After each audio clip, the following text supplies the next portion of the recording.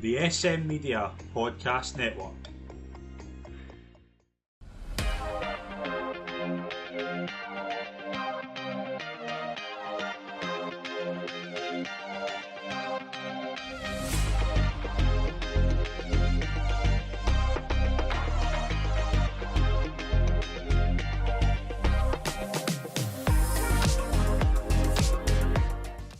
Hi folks, and welcome to the latest episode of the SM Media Scottish Women's Football Show. I'm Scott McPike. It is always a delight to be your host.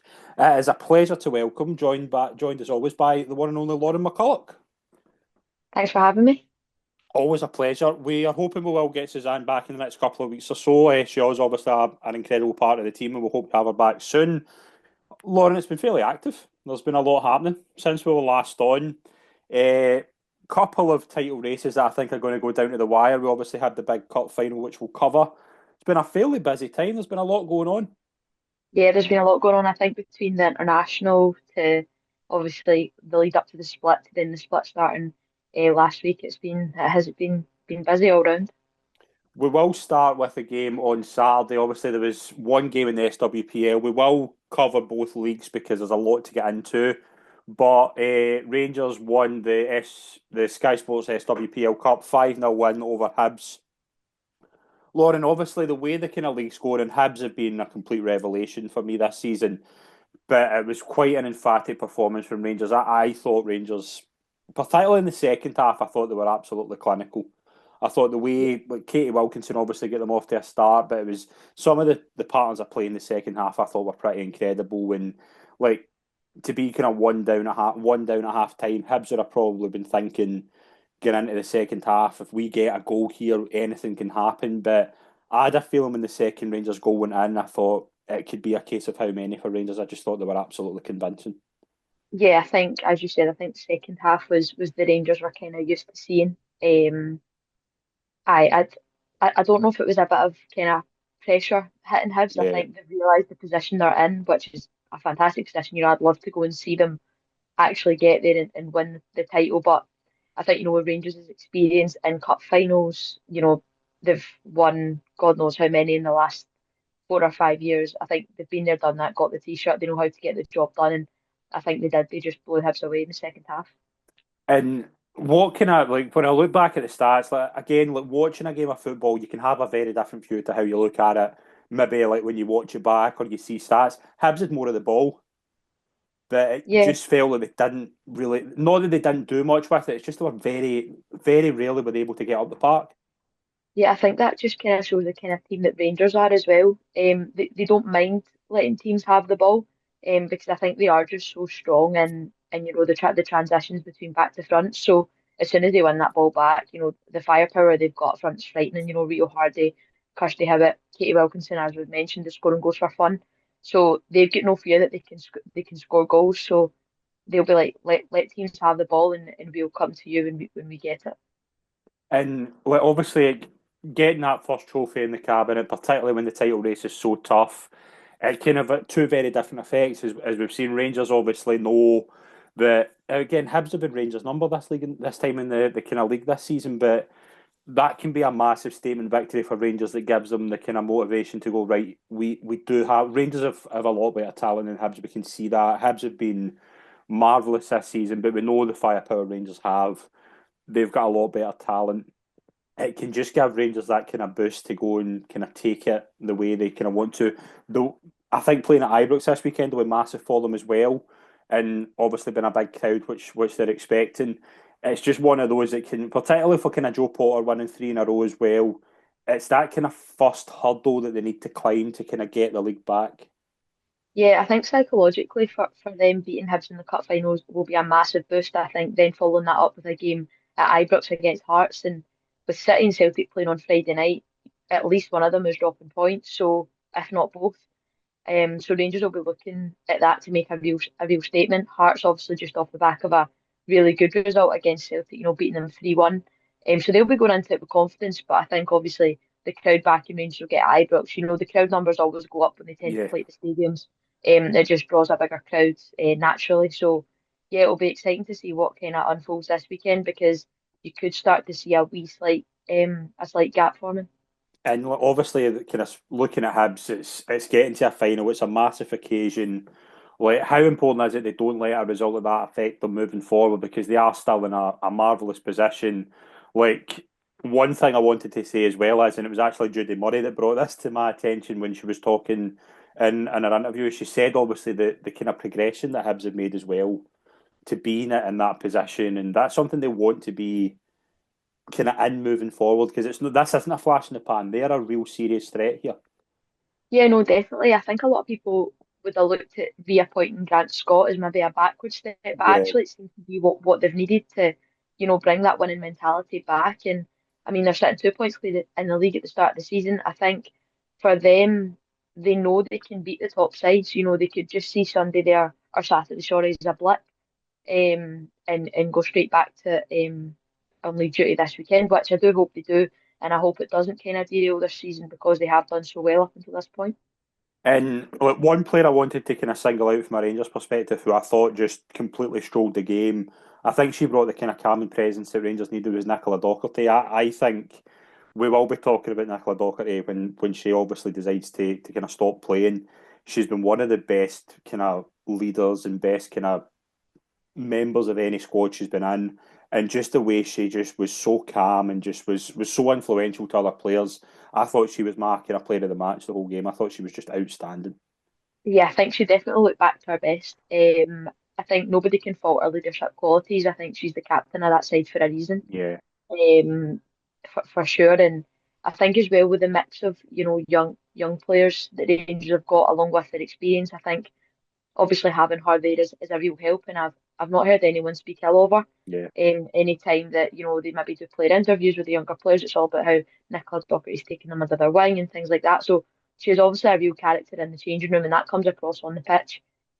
But yeah, I think on Saturday she was back to her best and yeah, it was really good to see.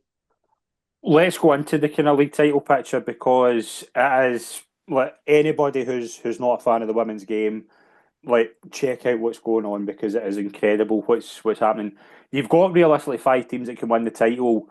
Celtic obviously we'll get into in a second, but Hibs still have the cushion, 2 point lead at the top of the table. We have covered this previously, but I just want to say 18 wins for 23 games for Hibs.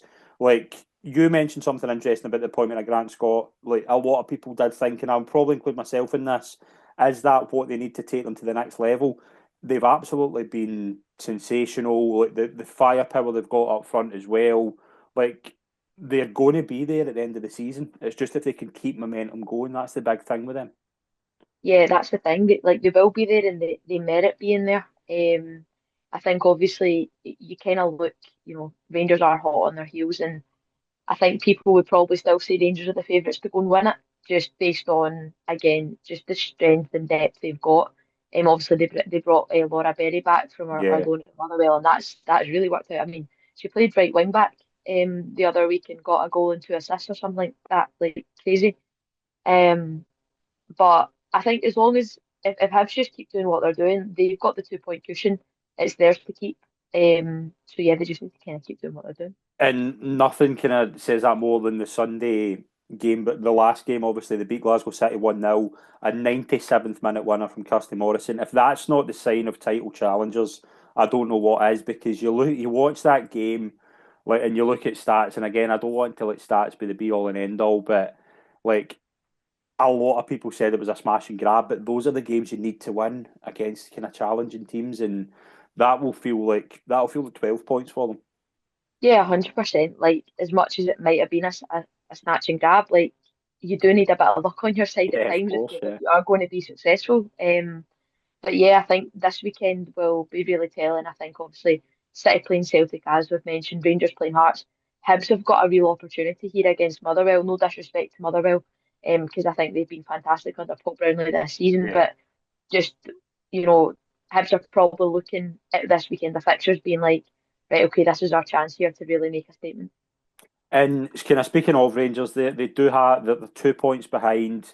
They play Hearts this weekend, obviously at Ibrox. Like Rangers again, like you look at the league table, they've scored what 120 goals, conceded 18, plus 102 goal difference. Like they do have a wee bit of an advantage if it does come to obviously a points contest because their goal difference is just so much higher. And you expect it even, like, I know they've obviously got each other to play twice, but you would imagine unless something ridiculous happened, they're going to have the best goal difference, and that could prove crucial at the end of the season. Yeah, I can't see that changing anytime soon. I mean, I can't see anybody going to Rangers and battering them 10 or 15 now. I don't think that's ever going to happen. It shows as well, obviously, the importance at the start of the season, and I know obviously a lot's been made about playing teams and like, do you know what I mean, like winning 8-0 against Motherwell and things like that. But that's what Rangers are. That's what a lot of these clubs are looking at. They're looking at these early games against lesser opposition. Let's be honest, and going right. This is our opportunity to get the goals up because they might become important come May. So Yeah, it works out. I think goal difference is a massive thing in the women's game. You know, going from SPL 1 all the way down the leagues, Yeah. it does become crucial. I think just because with the nature of the game, there is always kind of a gap in quality at some stage in the league tables, especially in SPL 1 where you've got the kind of top five, and before the split you've got the bottom six. Um, but yeah, I think I keep going back to Rangers firepower up front. Like, there's not a better front line in the league. No. Like, there isn't in terms of strength and depth. So yeah, it is expected for them to have the best goal difference. It's just about, can the other teams make it up on a points basis? And the other side's obviously Glasgow City play Celtic on Friday night, which I think will be a massive fixture. That's a 6-pointer for both teams. Obviously, City will. Do you think it is a case of if City win, Celtic are going to find it really tough, and if Celtic win, Celtic will obviously still be fourth, but that'll feel massive for City. Like, what do you think of both of those sides? Like, kind of how big is Friday night for both of them? I think if Celtic win, it puts them right back in it. It puts Yeah. them right back into the race. If City win, I think it's too big of a mountain to climb for Celtic. In terms of just the way Glasgow City have been, I think if they do drop points, I think that could knock them a little bit. Mhm. In terms of, maybe not being able to claw it back that we're kind of used to seeing them do, but it might be a step too far. But yeah, I think if Celtic win, it is really back into a kind of four-horse race. Um, if City win it, I think Celtic are kind of down and out at this point in the season. What about Hearts? Because they can't let. I think they are maybe too far back just to, and they would need probably snookers at this point. But you've seen in their past two games. I mean, they hold Rangers at Broadwood 2-2, and then they beat Celtic 3-1 last weekend. Like they're going to play a massive part in this title race, if they're in it or not. Yeah, Hearts are a really good side. I don't think anyone's kind of doubting that. I think they had a couple of sticky results just before the split that's probably kind of pulled them too far away from the title. I don't think second place is too out of reach for them if No, they it's get a not. good result at Ibrox at the weekend. Um, but yeah, as I always say, if you've not got anything to play for, you want to make sure you can influence what others can. Mm-hmm. And that is a major role that both them and Motherwell will play, going into the last few weeks of the season. I'm going. I think Rangers will win the title. What about you? Mm. Like, Uh, if I was to put my you under heart, pressure, my heart's saying Hibs, but my head's saying Rangers. I'd really, really like to see Hibs yeah, win it, just based on it's something different. it'd be a marvelous It's been story. 100%. It's been such a revitalised season for Hibs, I think's the word. We're back to seeing, the Hibs we maybe knew of old when it was a kind of two-horse race between them and Glasgow City. Yeah. But for them to win a league of against the budgets now of Rangers and Celtic, I think it would be a massive achievement. But right now, I can't see past Rangers. I just can't see where they might falter. And like obviously the games to come, like we're going to be here for the rest of the season, and we're going to be looking at these games, and every single weekend we're going to have twists and turns. It's just going to be a thrilling end to the season, and no matter what way it goes, like I am so looking forward to the weeks ahead because I think it's just going to be so exciting. And every single week, as we say, there's going to be twists and turns no matter where we look.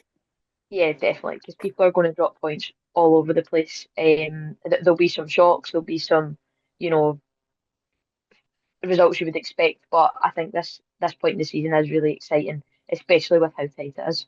And obviously finishing in sixth and like I got a massive achievement. You mentioned obviously the job Paul Brown was done at Motherwell. just to be in sixth place. But again, looking at the season they've had as well, like they're fully deserving of that, and like it's a massive. Like we know the way the kind of league works is that you've got the top five, and everybody else is playing for that sixth place. But for Motherwell to get it, and the way they've got it this season, I think they deserve enormous credit. No, I agree. I think they've been superb from the get-go. I think Paul Brownlee recruited really, really well in the summer. With the mix of kind of loan players and obviously people that have come in permanently. I think he's done really well there. He's really struck that nice balance. They've obviously got their semi-final at Hampden to really look Mm. forward to as well, which they will be looking forward Yeah. to, and hopefully they can put in a good performance. But yeah, they're more than deserving of that sixth place. I think looking at the teams below them, based off of just consistency throughout the season, they more than deserve that. And the other half, obviously the bottom half of the table, like I think it's tough to see a way out for Queen's Park and Dundee United. Would you go along with that? Yeah, I'd agree. I think it's far too big a mountain to climb for them both. And I think they've just had difficult seasons. Queen's Park, obviously, I think have struggled to come up, obviously losing the manager during the season. Dundee United have lost a lot of players. But you look at 7th to 10th, I mean, like Partick Thistle and Aberdeen, they're not fully like safe yet. I mean, there's games to come and they all play against each other. Like you've got four teams going for three spots. Like whoever's going to finish 10th is going to be extremely unlucky. But it's again at the other end of the table, like it's shaping up to be quite intriguing as well. Yeah, definitely. I think obviously Montrose got a massive result, beating Partick Thistle Yeah. 2-0 just before the break there. So they won't be down and out by any stretch. Yeah. They're only 3 points behind Spartan, 7 points behind obviously Aberdeen and Partick. But if they can hit a wee run of form like that, that can flip really, really quickly. Partick Thistle is kind of shocked me. I don't know if they're feeling the effects of maybe Brian Graham not being there I think there is a wee bit fully, of that, yeah. which is it's a shame for them just with how well they've done. Over the last 2 or 3 seasons, they've been really, really solid and really good. But they have hit a bit of a sticky patch. I think they will be safe. I don't think they'll be dragged into it, but I think again, I also think Aberdeen have hit a bit of form under I forgot his name, Scott Scott Booth. Scott Booth. Yeah, Scott Booth. So yeah, I think it's between Montrose and Spartans, realistically, but anything can happen and it could end up completely flipping. And you mentioned obviously the interesting thing obviously about Partick Thistle with Brian Graham, obviously, like for those who don't know, Brian Graham's I think still caretaker. I think it's still classed as caretaker at the men's Yeah. team. Like that's obviously taking a lot of his time. I don't know if he's still there at games. I think is he maybe taking a back seat. I don't think it is realistic for him to do both. But it shows like anytime you speak to somebody at Partick Thistle, you speak to anybody connected with the club, he has a massive presence in that side. And he Yeah, will no, be a yeah, miss. yeah, he is. I think he's Mr. Partick Thistle. I think's the best way to describe him. Club captain, caretaker manager. He he's been a revelation in the women's side as well. Mm. For his first kind of job in management, he's done an incredible job. But I think just because of the personality he is, I think it's really hard to replace if he's not there. I think subconsciously the effects of that will be taking its toll. But hopefully, that the kind of situation with the men is sorted quite soon, and he can either go back to the women's side or the women get someone else in. But it'll be interesting to see how that develops. And we're obviously at the stage moving into SWPL 2. Hamilton have been the leaders for the majority of the season and been fabulous under Bobby. 17 wins for 22 games and hold a 6 point lead at the top. But is there a title race? Can Kilmarnock? I'm pretty sure I'm right in saying I think Kilmarnock play Hamilton twice between now and the end of the season. Yeah, Like, yeah, I'm sure they do. But I also think this weekend is big. Kelly have got Gartcairn away, yeah, Aki's have got Livy away. So, Livingston is a tough place to go. If Aki's drop points there and Kilmarnock manage to get a result against Gartcairn, that gap could be shut to 3 points. And you're talking there really is a title race. I think just before the break again, if Kilmarnock had beaten Boroughmuir, they could have really closed the gap because Aki's dropped points against Livy, I think it was. Oh no, St Johnstone it would have been. yeah. So yeah, it, it it could be interesting, or Aki's could run away with it. I think it'll go kind of one or two ways. I think if it does end up that Hamilton win the title and like by like say let's say 3 points or whatever it is, that's that weekend, not the weekend previous, the weekend before that, when St Johnstone beat Hamilton and then Kelly. I think Kelly were playing right after that and they lost 4-1 at home to Boroughmuir. Yeah. That will be the weekend where like if Kelly are very, very close, that will be the weekend they'll maybe look at right. Not taking nothing away from Boroughmuir. And Boroughmuir have actually I wanted to actually mention them. They've had a real, real turn of form as of late. Yeah, they have. I mean, I think they started the season okay actually. I think people were looking at it with their signings, Becky Galbraith and Louise Mason from Mm-hmm. Spartans, Miki, like looking at those kind of signings and being like, well, do you know what? They could Yeah. actually mount a challenge for the title here. They then kind of hit a purple patch during the season. Then they faltered again. They've just been really They'd inconsistent. won six in a row Um, before the last game. The game they'd played at Gartcairn, they'd won six in a row going into that. And you were thinking at that point, like, win that game against Gartcairn, they're not out of this either. yeah, Like, definitely not. I think they will be another one to rue their consistency. But I, they are a good side. There's no doubt about that. But I just think they'll be thinking, what if I think that this season? But I've got no doubt they'll build it again for next season and they'll probably be even stronger. and like obviously like St Johnstone are a side that have picked up as well and look pretty solid to stay up. Gartcairn and Livingston, I think, will be already thinking about next season and what they can build on moving forward. Rossvale and Ayr, like you look at seventh and eighth, and you think it's going to be very tough for them, and they're probably just trying to get in front of each other and trying at least have a chance to stay up because that's what I think they'll be thinking now, and what they probably should be thinking at this point. Yeah, I think it's just who can get their noses ahead. At this point, I think the head-to-heads will be very important. Yes. Rossvale obviously haven't beaten Ayr United this season, so Ayr United will be looking at that kind of rubbing their hands, being like, well, we've got the psychological edge here. Hmm. Rossvale, though, like, they've got a new coach in. They seem their performances of late have been a lot better. They look a lot more comfortable in their shape, so it will be interesting to see how they kind of they fare for the rest of the season this weekend. They've got Boroughmuir away, which is a very tough ask. Ayr United have got St Johnstone, so I get every week will be important. It will just be about who can get their noses ahead. Yep, and looking obviously the 18th of May, I'm just going to kind of cover this. Hamilton play Rossvale and Kilmarnock play United. Like if there's some sort of kind of race for both, like both ends of the table, and they all play each other. It could be extremely fascinating. But the SWPL obviously looks very, very exciting from now to the end of the season. Moving into the SWF Championship, we'll start with Renfrew, obviously. 1-0 away win at Falkirk on Sunday. Big result that puts Renfrew into sixth in the table. Like, that's a big result, and Louise Cameron obviously scoring the goal. Like, how big a feeling was that to win that game? Oh, it was brilliant. It was really really good. I scored the goal early, which obviously always helps. You've then got something to defend and something to hold on to in a sense. And I think we knew how big a game it was in terms of cementing that top six place. Still kind of being in with a shout at the playoff place as well, just because of how tight it is. Yeah. Um, there is obviously only 4 points separating sixth to second, with Renfrew, Falkirk, East Fife, and all having a game in hand as well. So it will be interesting, but it was a massive result. I think everybody to a player was superb. And it was just this sense of, I think we just wanted it more at the end of the day, and we managed to find out the result. And like you mentioned, obviously how tight the league is, and it was a tight weekend. There wasn't a lot of goals in the league at all. East Fife, though, I think, like you mentioned, their game in hand. That's now 11 points. Very, very hard to see past them now at the top, isn't it? Yeah, I think they're just going to run away with it.